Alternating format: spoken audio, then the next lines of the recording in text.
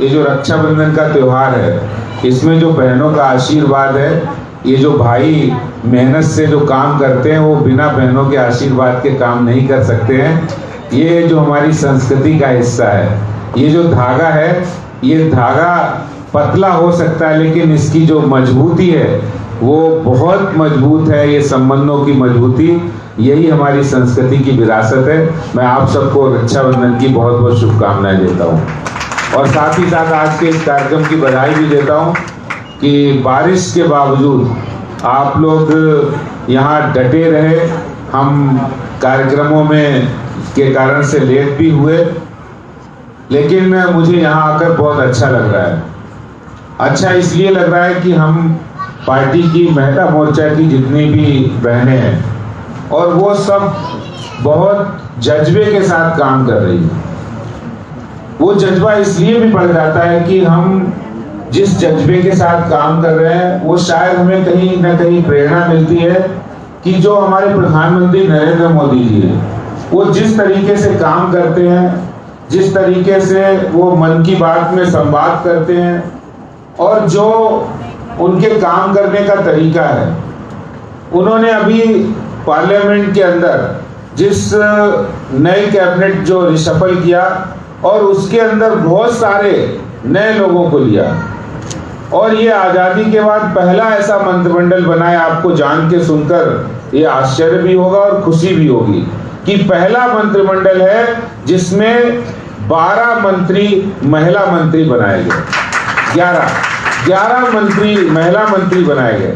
अभी तक की सरकारें कभी भी 11 महिला मंत्रियों को नहीं बनाया गया। जो सरकारें रही वो महिलाओं के बारे में बात तो करते थे, लेकिन उनको अधिकार देने की जब बात आती थी तो शायद उनके मन में संकोच रहता था, उनके मन में कोई ना कोई बात रहती थी।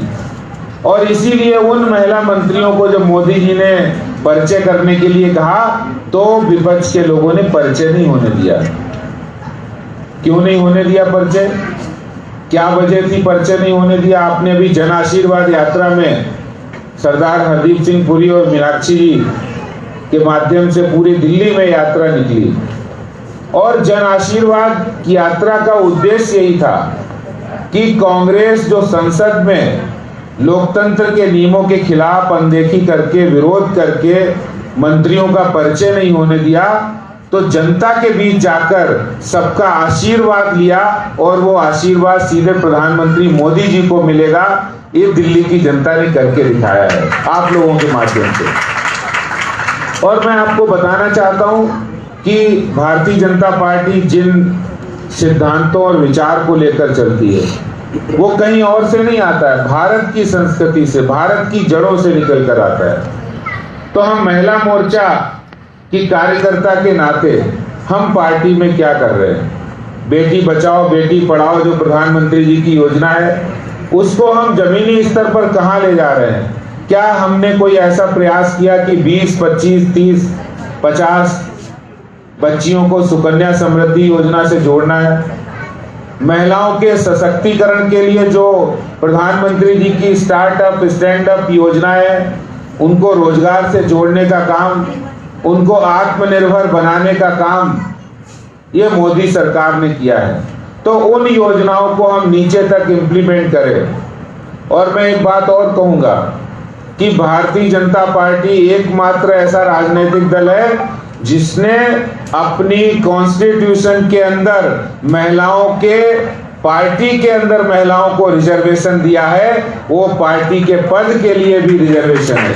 महिला मोर्चा तो है, लेकिन जो मेन बॉडी है पार्टी की, वो चाहे मंडल की हो, जिले की हो, बूथ की हो, प्रदेश की हो, ऑल इंडिया हो, कोई भी होगी, उसमें महिलाओं को समुचित प्रतिनिधित्व ही नहीं, उनको मैंडेटरी है देना। ऐसा नहीं हो सकता कि सिर्फ आप नाम के लिए भर्ती करें। तो वो रिजर्वेशन भी 33% है। आज तक किसी पार्टी ने नहीं किया है, ये भारतीय जनता पार्टी है। और इसीलिए जब हम प्रधानमंत्री जी की योजनाओं की बात करते हैं तो बहुत सारी स्कीम है। अगर उज्ज्वला योजना की हम बात करें तो उज्ज्वला योजना का लाभ किसको मिलता है? किसको मिलता है? आज आप देखिए देश के अंदर आजादी के बाद जो गांव में, आदिवासी इलाकों में, जिन कस्बों में जो महिलाएं लकड़ी से, चूल्हे से रोटी बनाती थी, प्रधानमंत्री जी ने कहा उज्ज्वला योजना में हम मुफ्त गैस कनेक्शन सिलेंडर देंगे और आज 8 करोड़ से ज्यादा महिलाओं के जीवन के अंदर प्रकाश करने का काम मोदी जी ने किया है। जो लकड़ी से, जो चूल्हे से रोटी बना के, जिनको अस्थमा की प्रॉब्लम हो जाती थी, जिनको बहुत सारी स्वास्थ्य की दिक्कत हो जाती थी, आज वो गैस सिलेंडर के साथ बड़े फक्र के साथ किचन चला रही है। और ऐसे ही 11 करोड़ इज्जत घर, जो इज्जत घर बनवाए वो किस लिए बनवाए?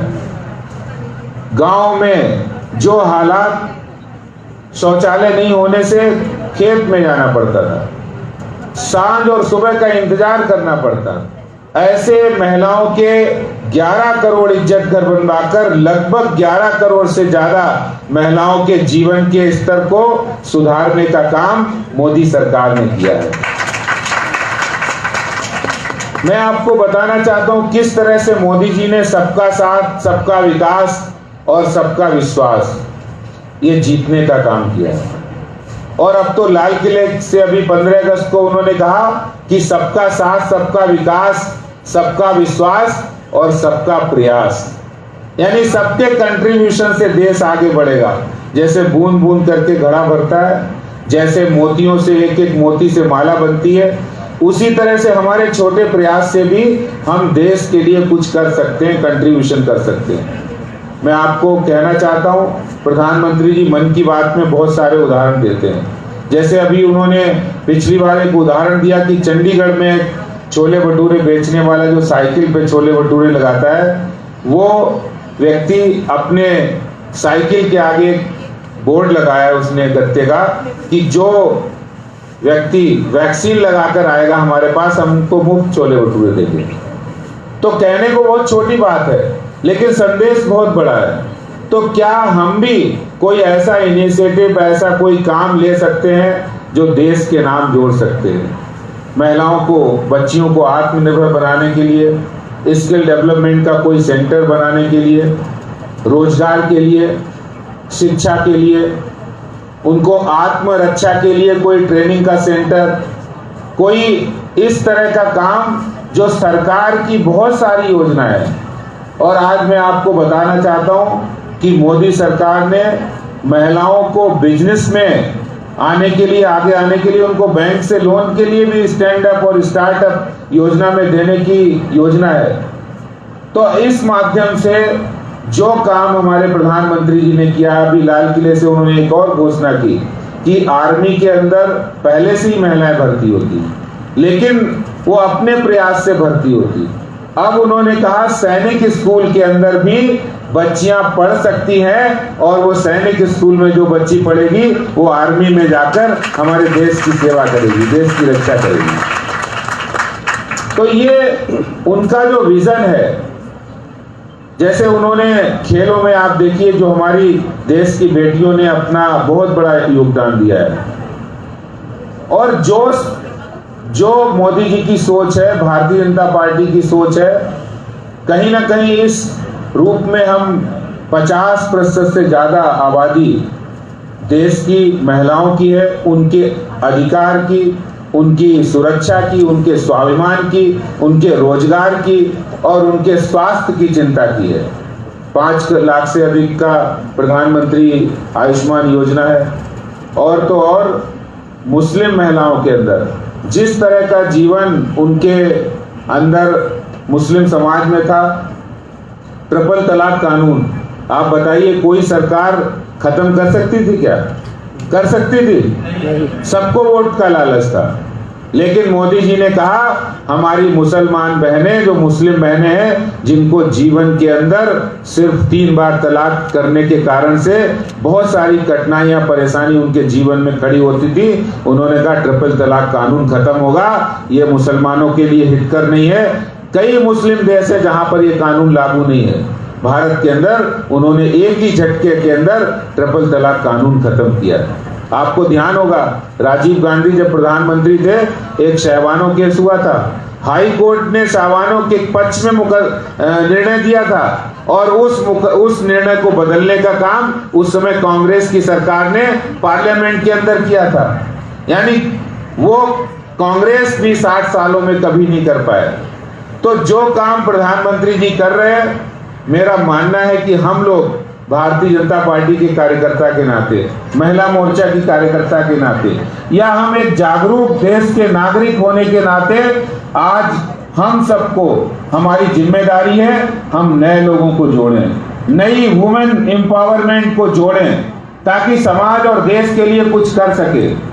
और मोदी जी का एक ही फंडा है, एक ही उसूल है, एक ही नियम है कि हम जो भी राजनीति करते हैं, जो भी काम करते हैं, वो देश के लिए करते हैं, समाज के लिए करते हैं, राष्ट्र के लिए करते हैं, जनता के लिए करते हैं, उसको आगे बढ़ाने के लिए करते हैं, अपने लिए नहीं कुछ भी। 18 घंटे काम करके वो देश को नई ऊंचाइयों पर ले जाने के लिए काम कर रहे हैं। हम भी उसमें अपना कंट्रीब्यूशन दें और वास्तव में जो उन्होंने नारा दिया कि सबका साथ, सबका विकास, सबका विश्वास और सबका प्रयास, उससे अपने को जोड़ें। और मैं अंत में एक बात कहूंगा, बहुत आपने सबने मेहनत करके यहाँ सब लोग आए होंगे, बारिश थी, हम इस बात का ध्यान रखें, ये भारतीय जनता पार्टी है जो किसी लीगेसी को लेकर नहीं चलती है। यहाँ पर जो कार्यकर्ता फील्ड में काम करेगा, जो कार्यकर्ता मेहनत करेगा, समर्पण के साथ, ईमानदारी के साथ, समाज सेवा के साथ, राष्ट्र सेवा के साथ, उसको आगे आने का अवसर है। वो अंतिम सीढ़ी पर भी बैठा है, वो यहाँ पर आ सकता है। ये भारतीय जनता पार्टी में ही संभव है। कोई मंडल का अध्यक्ष होगा, कोई बूथ का अध्यक्ष होगा, हमारी जो बहनें काम करती है इलाके के अंदर, क्षेत्र के अंदर, उनकी पहचान, उनको सम्मान दिलाने का काम भारतीय जनता पार्टी करेगी। जब मोदी जी अपने मंत्रिमंडल के अंदर 11 महिलाओं की शक्ति को समावेश कर सकते हैं, तो भारतीय जनता पार्टी के कार्यकर्ता भी हम महिला शक्ति का सम्मान करें और सम्मान ही नहीं, उनको स्थान दिलाने का काम भी, आपके काम को सम्मान दिलाने का काम हम भारतीय जनता पार्टी करेगी। इस बात का मैं विश्वास दिलाता हूं। आज मैं इस मंच के माध्यम से कहना चाहता हूं कि महिला मोर्चा की बहुत बड़ी ताकत है। दिल्ली में अगर कोई परिवर्तन पिछली बार भी हुआ था और इस बार भी हम विजय हासिल करेंगे निगम के चुनाव में या आने वाले लोकसभा चुनाव के अंदर या विधानसभा में, तो उसकी शुरुआत अगर कहीं से होगी तो मात्र शक्ति से होगी, महिला मोर्चा से होगी। तो इसलिए महिला मोर्चा की शक्ति को, महिलाओं की शक्ति की मात्र शक्ति को हमें पहचानना होगा और हमें घर घर जाना होगा, घर घर दरवाजा खटखटाना होगा। आइए जुड़िए, आप भारतीय जनता पार्टी के साथ जुड़िए, क्योंकि भारतीय जनता पार्टी के हमारे सर्वोच्च नेता नरेंद्र मोदी जी देश के लिए सोचते हैं, महिलाओं के लिए सोचते हैं, विकास के लिए सोचते हैं, देश को मजबूत बनाने के लिए सोचते हैं। मैं इन्हीं शब्दों के साथ अपनी बात समाप्त करूंगा। बहुत बहुत धन्यवाद। धन्यवाद। जय हिंद, जय भारत, भारत माता की, भारत माता की धन्यवाद।